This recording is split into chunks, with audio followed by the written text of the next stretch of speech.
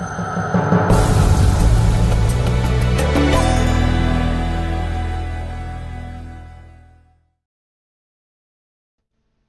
you live in America, chances are that you know someone or know of someone who lives in poverty. Poverty is a growing epidemic in America, and despite all of our best efforts, it does not seem to lessen. Poverty is defined as the state of deprivation, lacking the usual or socially acceptable amount of money or material possessions. The United States Census Bureau currently defines poverty for an individual when they make less than $12,140 annually.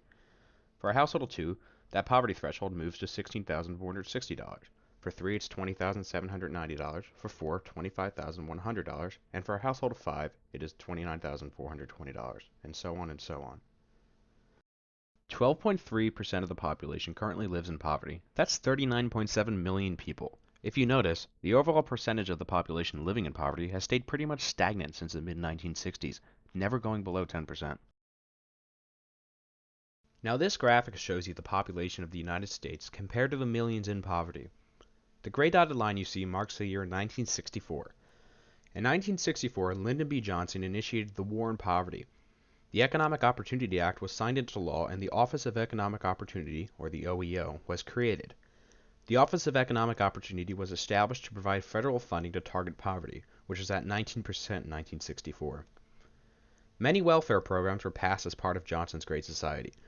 The Great Society was seen as a continuation of FDR's New Deal. Johnson stated, "Our aim is not only to relieve the symptom of poverty, but to cure it and above else, prevent it." LBJ's war on poverty was in fact effective at first, and it did relieve and reduce poverty during the 1960s. However, after the 1960s, the poverty rate remained pretty much stagnant, and it never went below 10%.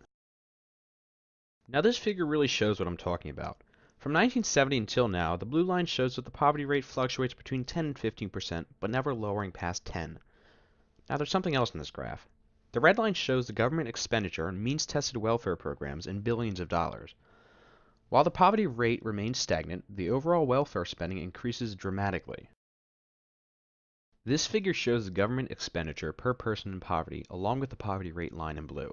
In 1970, the poverty rate was at 12.6%, and the government spending per person in poverty was $2,334. In 2017, the poverty rate was even lower at 12.3%, but the government spent an astonishing $18,369 per person in poverty. I think you understand why this is a problem. The government dumps hundreds of billions of dollars into welfare programs, but the poverty rate does not change. In fact, 19% of the entire United States budget in fiscal year 2017 was spent on means-tested welfare programs, and that's not including Social Security and Medicare.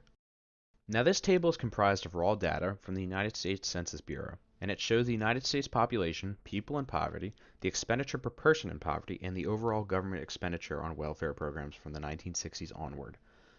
In 1970, the government spent a total of only $59.3 billion on welfare programs, and in 2017, the government spent a shattering $729.2 billion on welfare. But as I stated earlier, the poverty rates were almost the exact same. It is clear that welfare programs obviously do not work to lower poverty rates. Today, there are 13 main means-tested welfare programs on the federal level.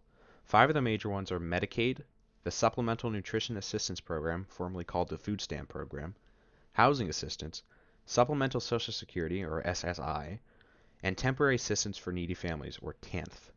21.3% of Americans are enrolled in at least one welfare program. Of the 5 major ones listed, 15.3% of the population is enrolled in Medicaid, 13.4% of the population are on food stamps, 4.2% receive housing assistance, 3% receive supplemental Social Security, and 1% receive temporary assistance for needy families.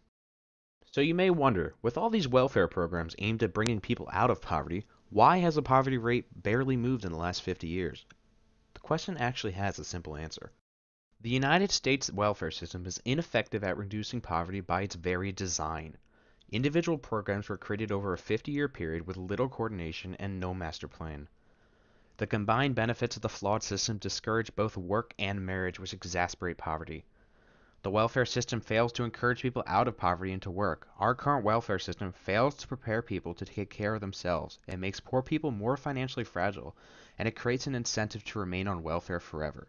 In many ways, it is more beneficial to earn a low income than to earn a higher income because the welfare programs have been designed and used as a permanent fix for poverty, not a temporary means of assistance. This next graphic shows dependency and time spent on each of the 5 major welfare programs. A staggering 43% of people who participated in one or more major welfare programs stayed enrolled for 37 to 48 months or longer. Very few people participated for more than 1 year and less than 3. This is largely in part due to the dependency factor of the welfare system. The welfare system is designed so poorly that people are better off staying on welfare than going out into the workforce and earning a higher income. It is the classic story of giving a man a fish or teaching him how to fish. Government welfare programs hand out a lot of fish, but they never seem to teach the people how to fish for themselves. High marginal tax rates also incentivize people to stay on benefits rather than earn a higher income. As a household's income passes the poverty line, families could possibly face an effective marginal tax rate as high as 50 or 60%, according to a CBO report. In simpler terms, a low-income family trying to escape poverty will pay an effective marginal tax rate that is equal or higher than what an upper-class family pays in taxes. While half of the taxpayers pay a federal income tax of between 10 and 19%, over 78% of taxpayers who are escaping poverty and were previously on benefits have to pay a marginal tax rate of 20% or more.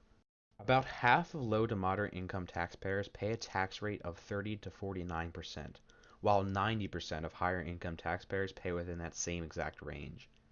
An effective marginal tax rate that high will cause families in and near the poverty threshold to turn down higher paying jobs and promotions because higher earned income is not worth it due to the loss from taxes and loss of benefits. Unfortunately, this welfare system failure affects blacks and Hispanics the most. Census data shows that black median household income barely goes above $40,000 at any point in history since 1967. Black median household income stands just above $40,000 right now, while white median income household approaches $70,000. Blacks and Hispanics also face a very high poverty rate. Currently, the black poverty rate is at 21.2%, and the Hispanic poverty rate is at 18.3%. This is nearly half of the current white poverty rate, which is at 10.7%. This data effectively shows and proves the theory that black and Hispanic people are kept in poverty through ill-designed welfare programs that keep people in poverty rather than giving them the tools and encouraging them to escape. So how exactly do we fix our deeply flawed welfare system? First, we need to make it much simpler. Our current welfare system entails 13 independent programs that do not communicate with one another and are not connected in any way. They are managed by 8 large agencies in Washington, D.C., and are disconnected to the people's actual needs. Each individual program has its own individual standards, levels of assistance, rules, compliances, and audits. In short, the many programs are hard to navigate for poverty-stricken families. Welfare needs to be rolled up into one and function as one in order to make it much simpler without all the government bureaucracy. The welfare system also needs to have its conditions of aid reformed. In order to successfully get people out of poverty and off welfare programs have to have certain conditions in order to stay on welfare. Some of these conditions could include work requirements, job training, school attendance, drug and alcohol testing, and limited time frames. Work requirements have proved to be an effective requirement when it comes to welfare. In 1996, Bill Clinton signed into law TANF, Temporary Assistance for Needy Families. This required the recipient to find work within 24 months of receiving this aid. This program showed staggering results. Many people were off the program within 2 years because they found a job and lifted themselves out of poverty. These conditions will make sure people on welfare are on welfare because they truly need it and are actively working towards making a higher income and escaping poverty. The current welfare system fails to encourage recipients to change their way of life and escape poverty. These conditions of aid will be a tool of encouragement, not discouragement. As I mentioned earlier, the marginal tax rates are simply too high to provide any kind of incentive to earn a higher income. The tax rates for people escaping poverty need to be lowered drastically.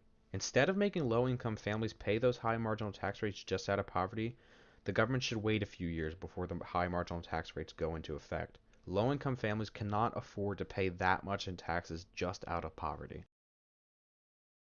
Our current welfare system is failing America. The government spends hundreds of billions of dollars each year on ineffective welfare. All of this money, and for what? The poverty rate has remained largely unchanged in the last 50 years. Families are still suffering.